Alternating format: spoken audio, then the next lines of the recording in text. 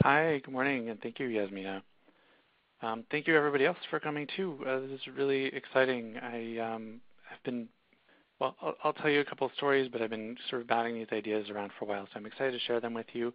And I hope this kind of begins a conversation or resumes an old conversation, as we'll get into. So as Yasmina mentioned, I do teach at the University of San Francisco. I'm in the design program. And this talk is going to be not a typical kind of technical talk. I really am interested in thinking about kind of the role of data visualization at a bigger picture level and how this sort of fits into, well, really into sort of its role in society. So first I want to begin with kind of a personal story. So I grew up in Palo Alto. I'm in San Francisco right now, but 30 miles south of here in Palo Alto, my dad worked at SRI International for about 15 years.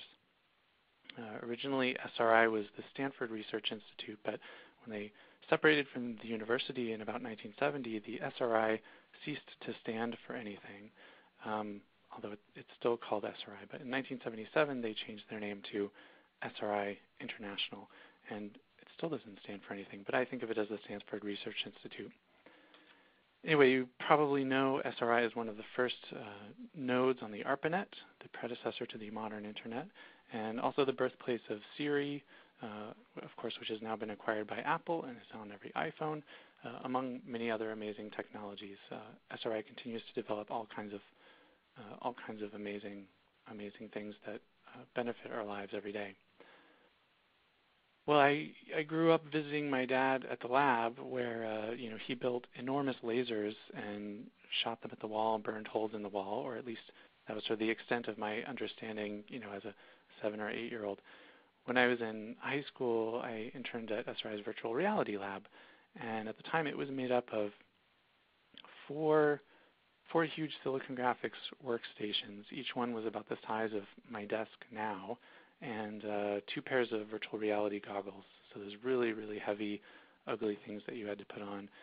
And it was a really fun place to be for the summer, but also extremely nauseating because you could only handle being in the virtual reality helmet for about 2 minutes before you'd get sick, because the machines were, as powerful as they were at the time, they only had a frame rate of 5 or 10 frames per second. So the virtual reality wouldn't move as quickly as regular reality. So it was fun. You could pick up virtual objects and stuff, but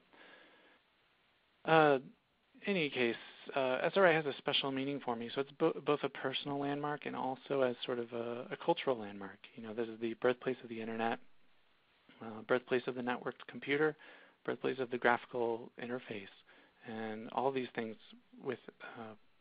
Without any of these things, my career and certainly our lives would be very different today. And I would say, of course, we owe nearly all of these things to the efforts of one man in particular. Certainly one man who gets a lot of the credit, and that's Doug Engelbart. So if you're not familiar with Engelbart, he died this past July, and he certainly invented and developed many new technologies, including the mouse, which you see here. This is one of the first mice. It was a wooden casing with a button on the top. But he didn't invent things to directly profit from them. He didn't develop startups so he could spin them off, try and cash in after the IPO. Engelbart instead had a very broad yet specific goal of augmenting human intellect. These were his words. So this goal was motivated by his observations that, quote, man's population and gross product are increasing at a considerable rate, but the complexity of his problems grows still faster, and the urgency with which solutions must be found becomes steadily greater in response to the increased rate of activity and the increasingly global nature of that activity. So I think that's kind of an amazing statement. He wrote that in 1962, but you could very much consider that statement very relevant today. The problems that we're dealing with, not just sort of personal problems, but political problems, large global scale problems, climate change, all kinds of things. So the point is that these problems are growing in complexity and urgency, and essentially what Engelbart's observation was that these new kinds of problems were outpacing our means for solving such problems. So he wanted to help people become better problem solvers. At the 1968 Fall Joint Computer Conference in San Francisco, he gave what has now become known as the, quote, mother of all demos. This was presented at Brooks Hall. It's in Civic Center of San Francisco. This is an old photo. It's about 2 miles east of where I am right now. It's actually kind of sad. Brooks Hall now is, I mean, to me it's this historic landmark, or it should be, but right now it's just used primarily for library storage, city storage. It's all boarded up and there's no public access. But at this presentation with William English, he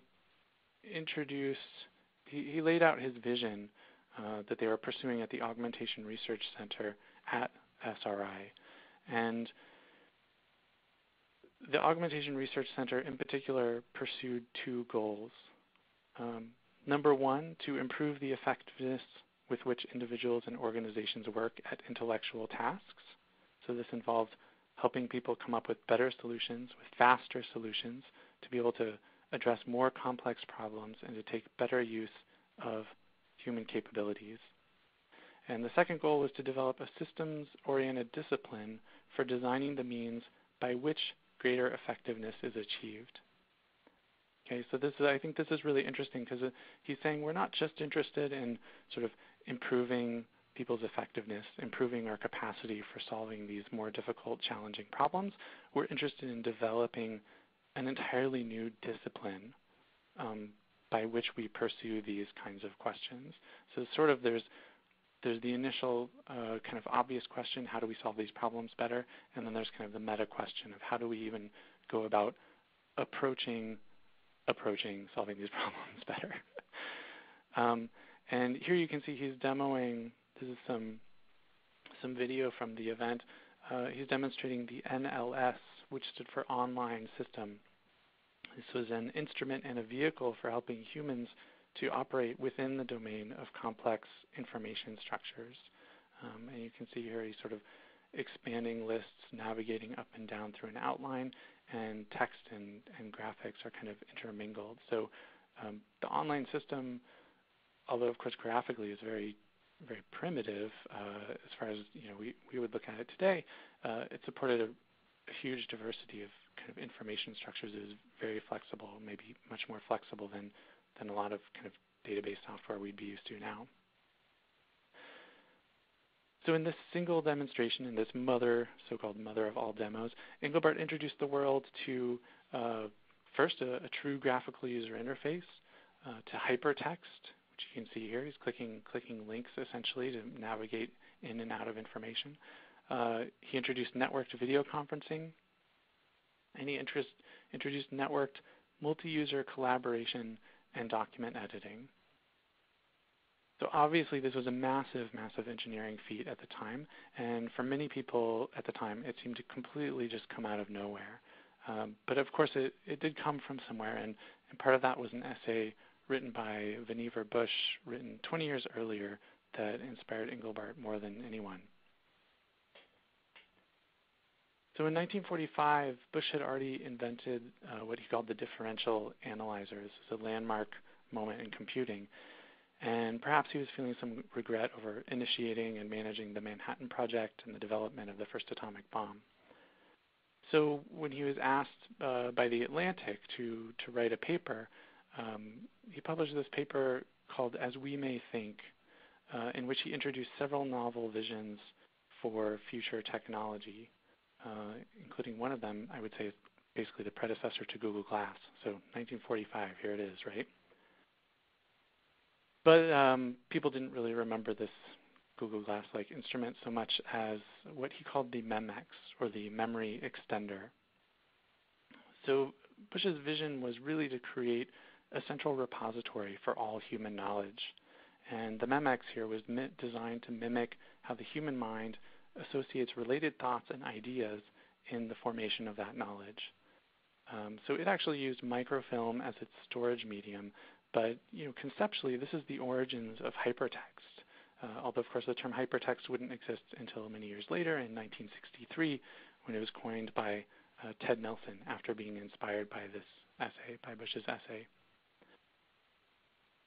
So looking at Bush's kind of historical context here, he saw that we were entering this era of information overload, which I guess is kind of amusing because now we think, no, now we have big data. Now we're really in the age of information overload. Well, in 1945, he saw we were already entering an era of information overload, and he realized that these traditional methods of indexing and accessing documents limited the retrieval process, and therefore, as the retrieval process was limited, this would also limit future research and knowledge creation. Essentially, if we have so much information that we can't access it all, then we're not going to be able to take advantage of what we ostensibly already know, just because it's trapped on microfilm in this case, or it's trapped on paper, it's trapped in a file. So the MEMX, the memory extender, introduced what Bush called associative indexing, in which any two documents, and you can see them here in the left and right viewer panels, any two documents could be joined. And today, of course, we would think of that as a link, and the web is full of links. We're very comfortable now with this idea of linking documents. But he called this joining documents. So you could join them in the same way that you would internally in your brain, like form associations between memories, thoughts, and ideas. So with the MEMX, these joined documents could be recalled at any time, and thus the user could follow a trail, and he called it a trail of joined documents with related information. So you could go from document A to B to E to C to Z to X to Y in whatever order you had joined them. And what I think is really fun about this diagram is on the right side you can see this the control panel. So this is sort of how you would activate joining documents or unjoining them. And on the left hand you see a panel that's flat on the desk. That's where you would actually be able to scan new documents. So you can see there's a camera under there that would actually take a picture and add a new document to the archive on the microfilm. I want to go back a little bit further, though, trace this history back a little further. I'm sure you've heard of Charles Babbage and his plans for the difference engine. So this was an analog machine for computation, and some would consider this the first computer. Of course, for a variety of reasons, it was never actually built during his lifetime, just like the MEMX has never been built, actually. This is an image of one of two reconstructed difference engines, one of the two working difference engines in the whole world. This one's at the Computer History Museum in Mountain View. There's another one in London. And I bring up Babbage because I think it's useful to see the differences between his vision and Bush's vision and Engelbart's vision. Because our visions for the future are often limited by our historical context and our technological context. So, if we're looking at going back to Bush, looking at the MEMX, his historical context was sort of, we're in this peak age of science. We have so much information, but we can't keep track of it all. So it was an indexing problem and a retrieval problem. And his technological context was microfilm. Like essentially that was the most efficient way to store information. So that's why the MEMX looks the way it does. But if you consider, you've heard the saying, if all you have is a hammer, everything looks like a nail. Right? If you love developing websites, everything needs a website. And of course, if you make apps, then it seems like anything could be improved by making an app. So this is one of my concerns. Obviously, I use apps. I don't want to come off as too negative on sort of the app side of things, but I think it's important to remember what these big picture problems are. I think it's too easy for us to focus on specific technologies and too easy to forget this big picture. The logical extension, I would say, of sort of this, app culture is Google Glass, which of course Bush invented many years ago. Let's compare the MEMX to Google Glass. MEMX is this massive physical desk-based terminal. Bush referred to it as a terminal, and you can think of a terminal as a terminus. It's an end point. So the sort of implied ideology or model of the memex is that all the intellectual work happens in sort of the mind of the intellectual, and it's something that happens at a desk in an office when you're stationary. So the intellectual comes in and sits down and says, great memex, give me all my documents, and I will sit here and absorb and associate these documents and join them and follow trails, and that's how the knowledge creation process happens in that model. Now we can compare this to Google Glass, which is very lightweight, and you don't have to sit down, and you can be walking around, moving through space, through physical space. But what kinds of intellectual activity does it support? I would say, Google Glass gives you this kind of visual interface layer that happens on top of the world. So you're no longer examining individual documents side by side and making comparisons, which is not to say that's the only way intellectual activity can be framed. But here you have this layer that's on top of the rest of the world, and the content in that layer changes as you move through the world. So I would say now with Google Glass, we're literally wearing these app goggles, and we're looking at a world through this screen of apps. So this literally colors our perception of the things around us. I think we're a little too tool focused, a little bit app crazy, and we need to refocus our vision. I'm going to show you. I love this guy. He's so thrilled about this, appified visual layer. It's awesome. So in order to make this progress, the kind of big scale, big picture society scale project that Engelbart envisioned, I think we need to imagine and develop new kinds of tools. I think our vision for tools is too narrow right now. As Engelbart identified, we need tools to help us make sense of this crazy complex world so that in theory we can make better, kind of more humane decisions. I also want to emphasize that we shouldn't develop tools just for the sake of having more tools. I think we already have a lot of tools, especially in the data visualization sphere, right? Although it's fantastic, every week somebody announces some new framework, some new piece of software, some new plugin. But I don't think we should develop tools just for the sake of having them. I think the process of imagining those tools is itself vitally important. And data visualization, I think, needs to be part of this process of imagining, because it's the best tool we have for taking abstract concepts and information and placing those concepts in a visual space, a physical space, so they can be explored, debated, and reasoned with. So we tend to think about, bringing this back to data visualization, we tend to think about visualization or visual perception and thought as two completely separate things. Like sort of I look at something and then I think about it, as though those are two separate things. But in his 1969 book, Visual Thinking, Rudolf Arnheim argued that visual perception is itself a cognitive activity, that literally perceiving and thinking are related and inseparable activities.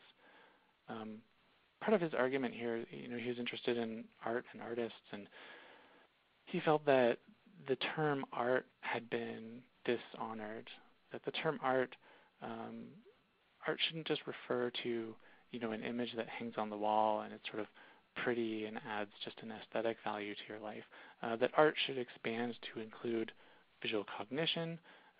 Essentially, he was making the argument that the process of not just owning art, but the process of creating art, the process of thinking through creating visuals, this is one way of augmenting human intellect. Seymour Papert wrote this amazing book, Mindstorms, in 1980. You probably know him through as the inventor of Logo, which is a programming language designed essentially for children. If you know about Logo, you know that there's a turtle. Usually there's this little triangle on the screen, and you can type in commands, and you can have the turtle put the pen down and move forward and turn around and go back. And as the pen is down, it's drawing pixels to the screen. Well, what I actually didn't realize until I read this book is that the original turtle was not a triangle on the screen. The original turtle was a robot, and you can see it here in this picture. So there was a physical turtle. It makes more sense calling it a turtle when it's round. When it's a little triangle on the screen, it doesn't really look like a turtle. But you can see here this girl is communicating commands to the turtle through this sort of switchboard, which looks a lot like the Memex interface. And the turtle is moving on this piece of paper on the floor.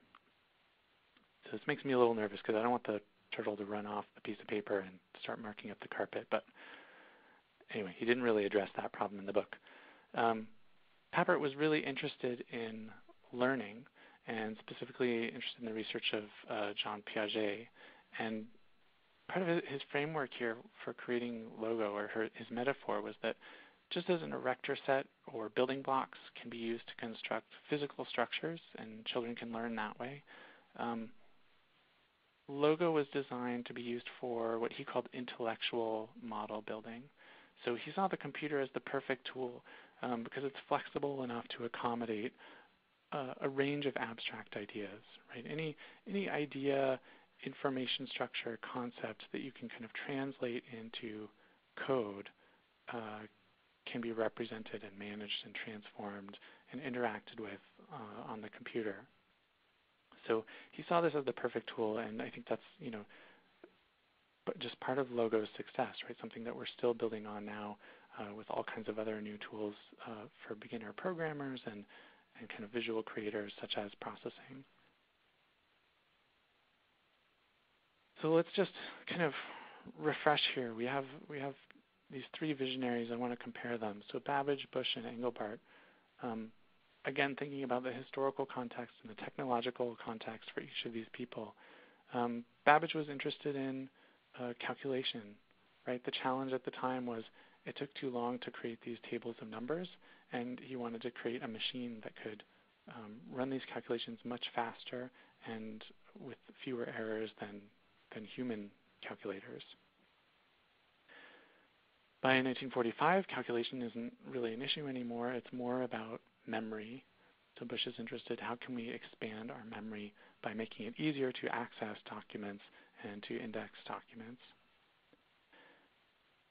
That brings us up to Engelbart, where at that point, okay, well, memory is somewhat of a resolved issue, not completely yet, but Engelbart's interested in how do we collaborate. And sort of one of the beliefs that sort of underlies his work is this understanding that in order to solve these problems, we can't just solve them alone. We have to solve them by working together. So he was really interested in collaboration. And that brings us to visualization. What's the role of visualization in this sort of long history of things? For me, visualization fits in with all of these previous goals because visualization is great for pattern discovery and reasoning and enabling that kind of debate and discussion. It's very hard to debate an abstract idea unless you have sort of two experts and you've devoted a lot of time to sort of building up that internal mental framework to the idea, to support the idea, building up sort of specialized language around that idea so that you can debate it and discuss it. But with visualization, this is not to say there shouldn't be any experts, but with visualization, once you can get something out into the space, out of your head, onto the screen, onto the page, then we can have conversations about it, and it's much easier to literally point to different things and talk about them. So I think visualization is really, really important. Alberto Cairo, in his book The Functional Art, he provides a really important challenge to us. I think he asks us to consider visualization as a technology in and of itself. So when we look at it this way, visualization is a technology applied towards some end. So we're not even designing individual images and interfaces so much as designing these changes that we want to see in the world. We're designing these solutions. And yes, we use tools for visualization, so Excel, Illustrator, Processing, Tableau, D3. These are all technologies as well, but they're sort of secondary. So we use Illustrator to design images, but we use visualization to design social change. So that is, we're trying to design the events that transpire beyond the image itself. If you're coming from the field of interaction design, this is a sort of a well-known idea where, when we talk about kind of day-to-day, you're designing an interface, you're designing the interaction, and you are designing the interface. Here's what the button looks like. Here's how quickly it responds. Here's what the animated transitions are like. But that's just sort of what happens on the screen. What you're really designing is the whole dynamic between the person and the machine, the person and the system. So this is what I'm talking about. Is if we think about visualization as a technology, then we're using visualization not just to create images, but to create what's happening in the world as a result of those images. So I guess what I'd like to propose, or rather what Engelbart proposed here, this is really fuzzy screenshot, so you probably won't be able to read it, but this is taken from that demo. And I want to read one of these points to you here. So I mentioned before one of their goals of the lab was to develop a systems-oriented discipline for designing the means by which greater effectiveness is achieved. And related to that is there's sort of these 3 points in the top right here. The first one is navigate. So we wanted to enable navigation through a complex structure. Middle point here is to move about it rapidly, move through that structure. And finally, to be able to see that last word there on the far right toward the top is SEE, to be able to see what you want at any given point. That was one of the goals. And this is where, Engelbart wasn't talking about data visualization kind of in the terms that we're using now, but I think if you watch this demo, it's clear there are all kinds of data being shown visually in the online system interface. And I think it plays an essential role in letting us collaborate, letting us see the same things at the same time, and giving us sort of a framework for talking about these issues. So one of the earliest interactive data visualizations obviously was the Dynamic Home Finder by Williamson and Schneiderman. This was basically a visual way of exploring data, right? So in this example, and it's a little bit fuzzy because this is from the original paper, we had all the homes for sale in the Washington, D.C. area and parts of Maryland here, and you could use these little sliders and buttons to sort of filter the view to show you only what's relevant to you. So what was innovative in this paper was, of course, the visual display, but also this idea of having a dynamic query interface where you didn't have to choose anymore between having none of the data or all of the data, but you could dynamically query the data and filter it. So you can contrast that to today. This is sort of the modern parallel. Here's the Trulia website, where these kinds of tools are much prettier, much faster, much more accessible to us than the originals. But I just want to point out there's a little bit of this app creep going on, right? So within our results, we're also seeing the locations of the nearest Wells Fargos, just in case we're interested in financing our home that way. So I think when we're designing these tools, I don't want to pick on Trulia because they're a great company. I know people who work there.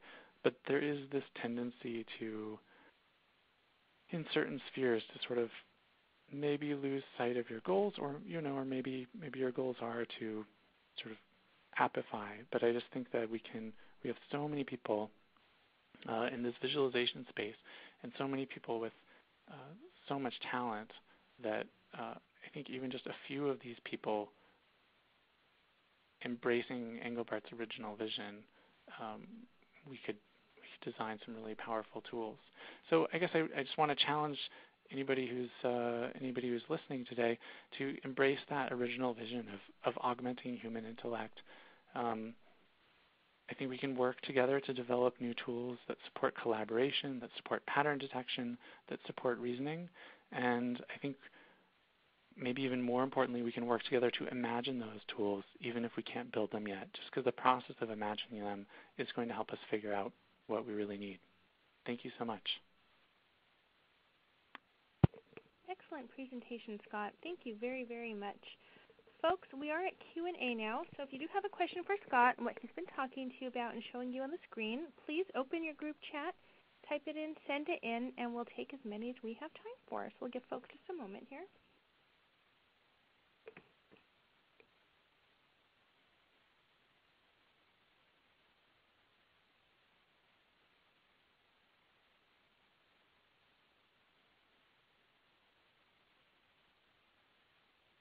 All right, here we go. Question from Richard. Can Scott suggest any existing apps or sites he believes augments human intellect?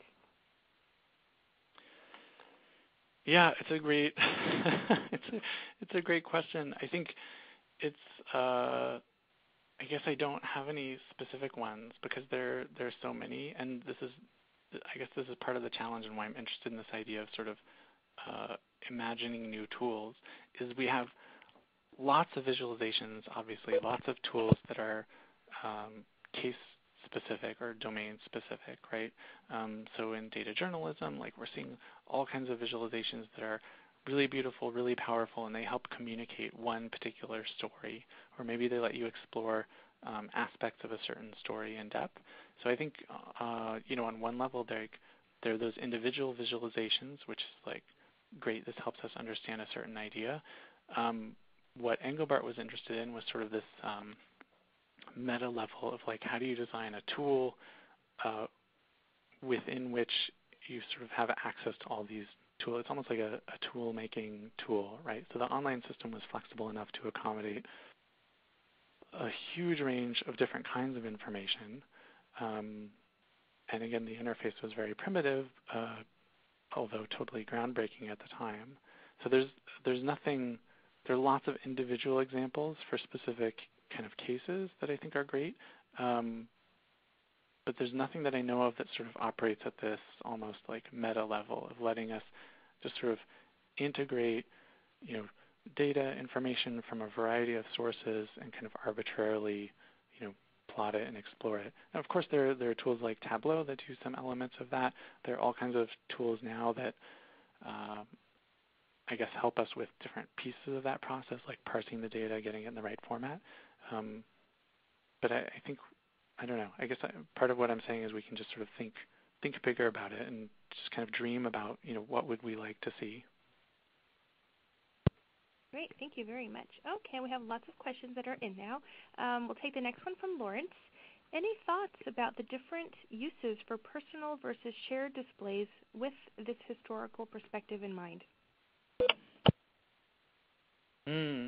Yeah, I mean, I think if you watch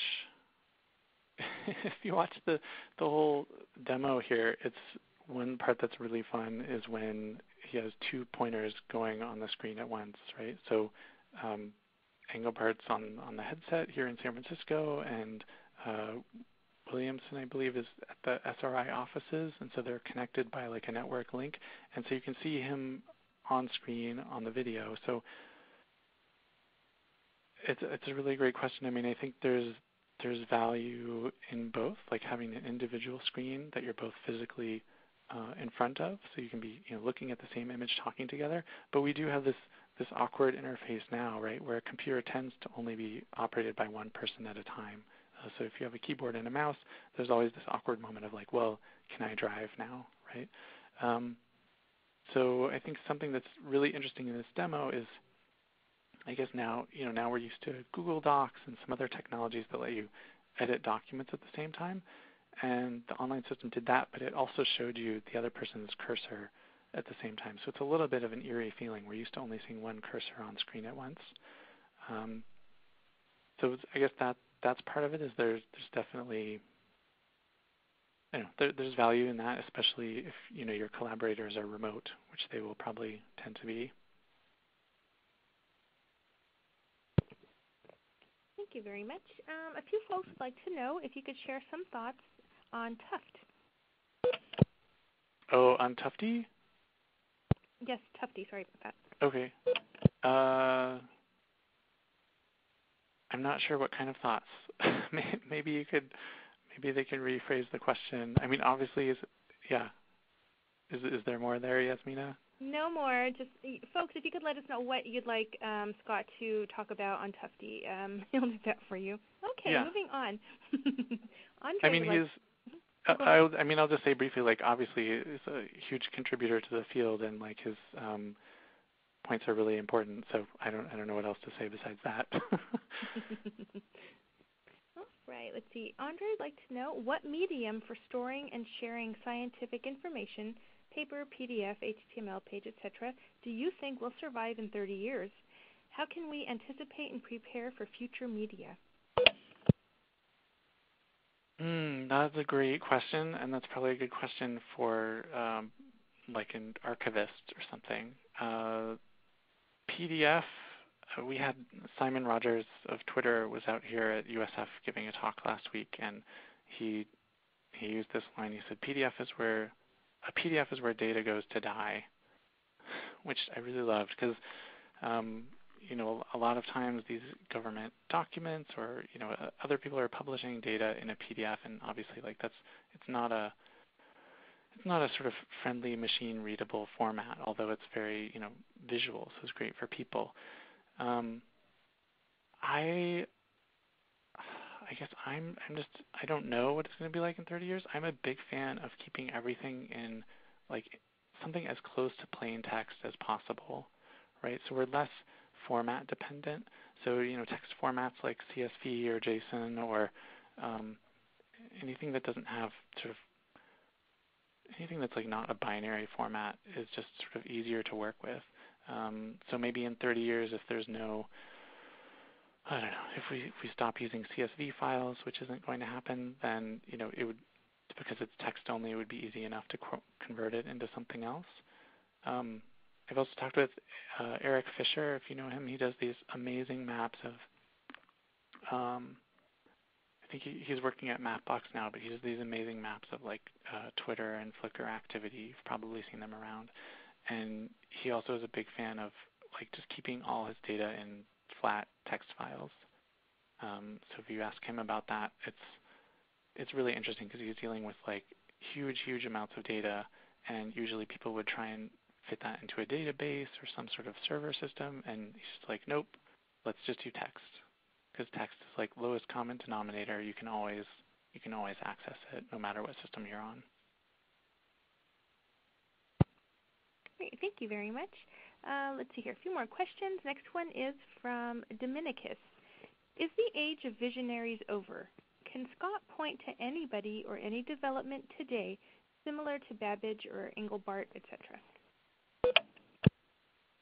Yeah, absolutely. I mean, I think so. One thing I should have mentioned before is right after Engelbart's death, Brett Victor wrote a really nice post on his website about sort of how sad it was that the obituaries were reporting, Doug Engelbart, inventor of the mouse, right? Because he was the inventor of the mouse. That's true, or he at least co-invented the mouse with his collaborators at the lab. But that really massively underplays his contribution. Like his contribution was this much bigger vision, and the technology was just sort of a means to get closer to achieving that vision. So, I mean, I would say Brad Victor is like one of the, I don't know, the only name that comes to mind for me right now as somebody who's like really doing a lot of thinking about these kinds of questions. Thank you. Next question from Art. Very similar to what we just talked about, Art. Maybe one should some more light on it. I don't know. I'm sorry, just trying to read the question here. Mm-hmm. Okay, who's carrying the torch today that Ted Nelson, Doug Engelbart, and Alan Kay have been trying to get into the world for the past 50 years?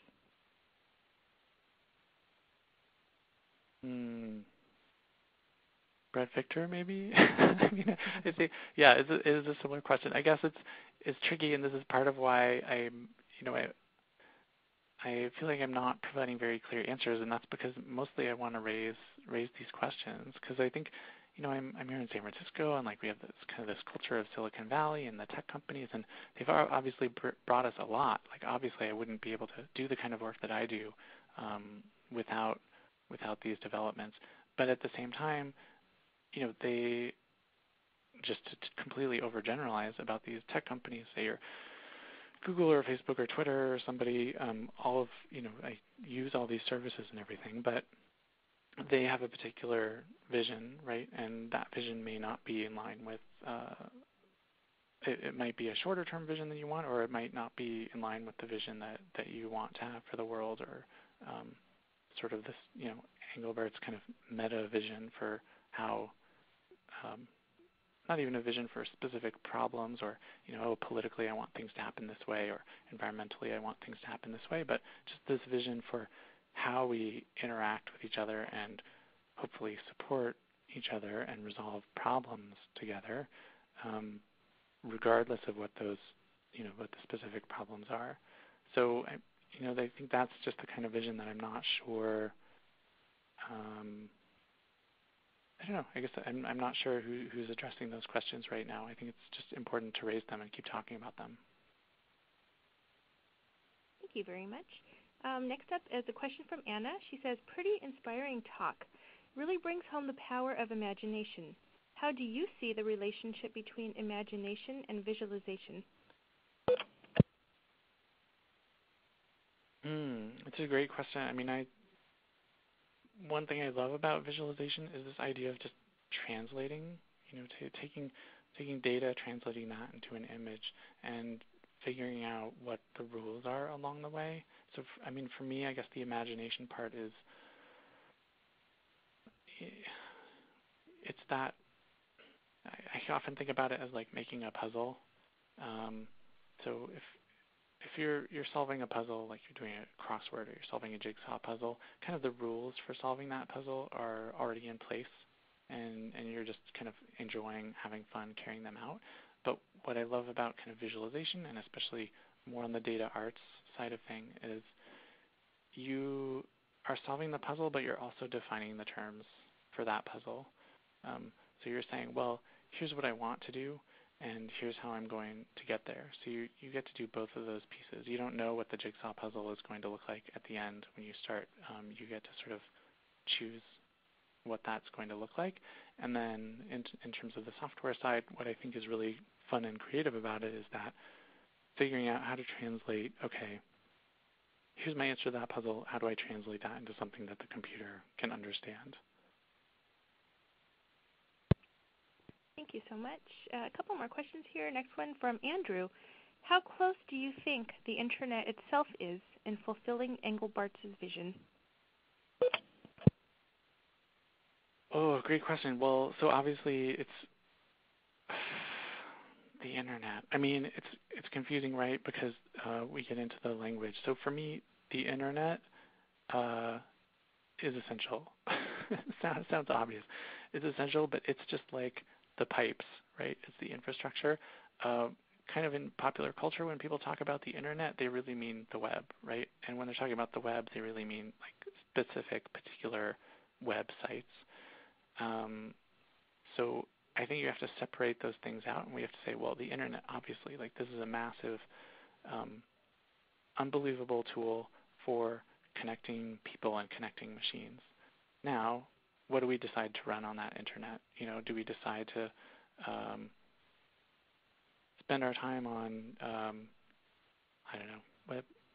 web pages that don't really kind of contribute to society? Like, is it all about the web? Or do we build tools like the online system here? Like, do we have these collaborative tools? So I think, the Internet itself, just as the pipes, is doing an amazing job. It seems like there are some threats to that with the sort of attacks on net neutrality. So for me, that's a huge concern. If we start having, content providers having to pay to more money to prioritize their traffic, it's going to make it really, really challenging to develop any sorts of new tools like this, right? Unless you're extremely well funded. And I think some of the best tools just come from individuals, small groups, research groups, so people who don't have a lot of funding. but who just need to use those pipes to move data around in order to get their tools to work. So for me, that's sort of one big scary challenge ahead of us right now. Thank you. Let's see here. Larry would like to know, he says, interactive command lines are powerful environments for experts, but are difficult to learn. What are the best ways to make the composability and flexibility of command line interfaces in a visual environment? I don't know. That's a fantastic question. I think, to me, that question relates to a little bit what I was saying earlier. Like you can, there's sort of this curve, right, where you have kind of expert level tools that are super powerful but hard to learn, and on the other end you have kind of beginner level tools which are maybe not as powerful but very easy to learn or very obvious to use. And I think there's a lot of room for things in between there. And I guess what interests me about visualization and the role of visualization and this sort of idea of augmenting human intellect is to me that visual representation is the common ground again. So especially when you're talking about expert knowledge and sort of very specialized fields, like, well, if you can get it into a chart or an interactive tool or something that you can just like literally point to, then you've already taken a huge step towards making that information more accessible. So I don't have a clear answer for you, but I think that's a super important question. Thank you. Next question here from Peter. Obviously, one specific tool or app is not essential to portray the social change we seek, but open data is. What is the present state and future of institutional transparency to promote meaningful visualization?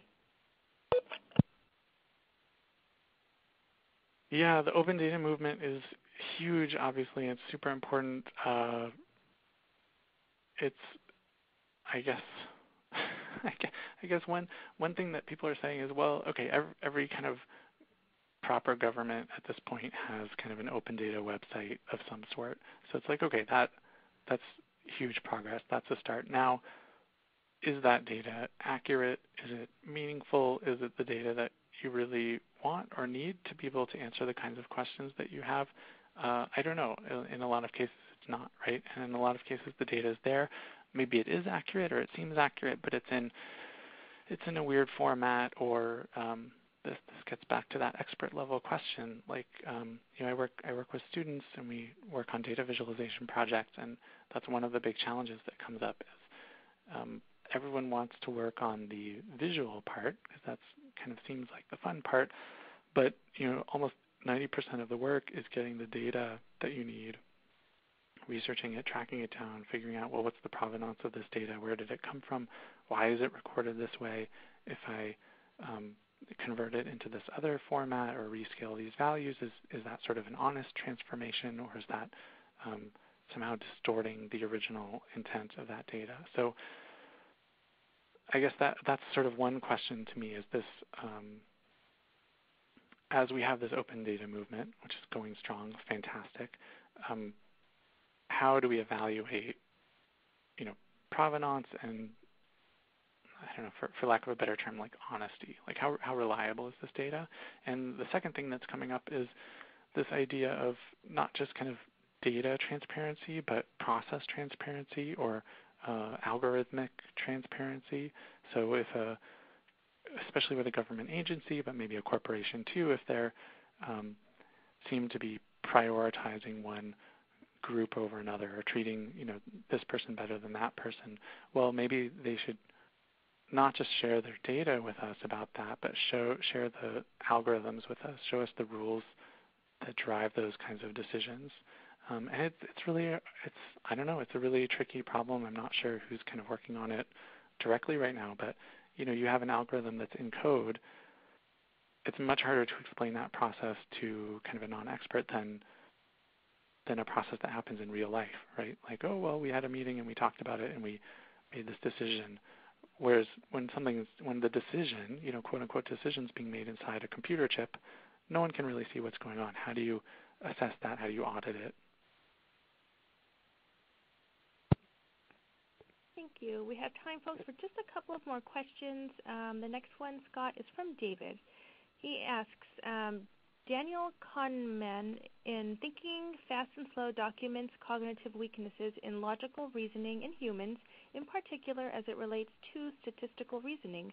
Where is this being addressed, and is as it relates to constructing a visualization as augmentation?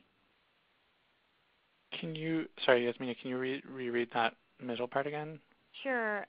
Daniel Kahneman, in Thinking Fast and Slow, documents cognitive weaknesses in logical reasoning in humans, in particular as it relates to statistical reasoning.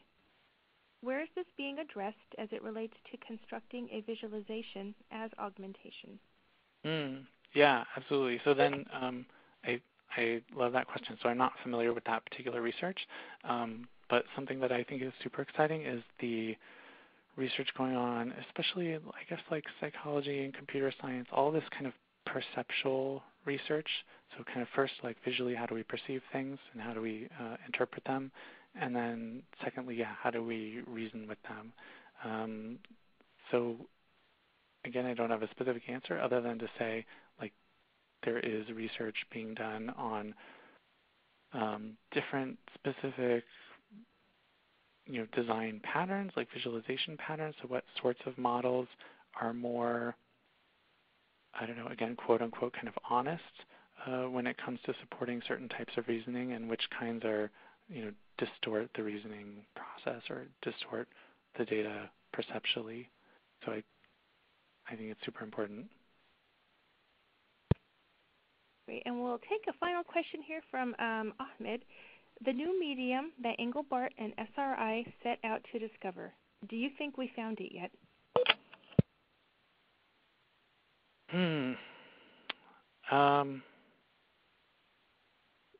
No. Well, I guess no. I mean, there's sort of two things. They didn't set out just to discover a medium, right? I mean, they set out to sort of create this medium, but also to create this whole field. Like, so there's sort of this system of how to approach these questions about how to approach questions better, right? So I think the answers are no and no. I mean, we have the online system, we have the demo. I mean, it's not working now as far as I know. We have all kinds of unbelievable tools. I mean, you look at the sort of level of computation, internet connectivity, range of devices, range of input devices. We have video, radio, keyboards, mice, audio. We have all this stuff that, back in Engelbart's day, like didn't exist yet. So it seems like we should be able to easily kind of take all these things, take all this technology we already have, and just mash it together in a new way to support the kind of decision-making process that he was interested in. Excellent. And with that, folks, we are going to say a really big thank you to you, Scott, for presenting an outstanding webcast for us all today and for sharing your knowledge and expertise with us. Sure. Thank you so much. I really appreciate everyone being here, and definitely reach out, I don't know, by email, Twitter, or whatever. Like, if you're in the Bay Area, come to the data visualization meetups. If you're not in the Bay Area, maybe start a meetup somewhere else or go to your local meetup. I think it's really important to sort of start these conversations and see where the ideas take us. Thank you very much, Scott. And folks that attended today, we thank you for attending, and we hope you benefited from today's webcast. We'd also like to say a big thank you to those of you that sent in your questions, because having those questions really adds so much to our events, and we do appreciate that. We'd also like to let you know that we did push out a code to save you all some money. So if you didn't open the group chat, please do open it. There's a code in there that can save you some money on Scott's book. If you like what you heard today, Scott has a great book, and we do encourage you to take advantage of the code, save you money, and it can really help you through day-to-day. Also, Scott's next webcast with us at O'Reilly is going to be on January 8th. He's going to talk about From Scatter to Scatter Plot in 2 hours, an introduction to D3.js. It's going to be a great event. We invite you all to register, and he's going to be presenting it for free. So please do join us. And one more announcement for those of you in the local Bay Area here. Strata Santa Clara, it's an O'Reilly Strata Big Data Conference. It's going to happen in Santa Clara February 11th through the 13th. and Scott will be speaking live there. So we pushed out a link to his session. You can read about it online to see what he'll talk about, and we do invite you to check it out. Come meet Scott, and there's going to be a lot of other O'Reilly authors and presenters as well, and just an all-around great informative conference. So please do participate if you're able to. Again, we thank you, Scott. Thank you, everyone. This will conclude today's webcast. Goodbye, everybody.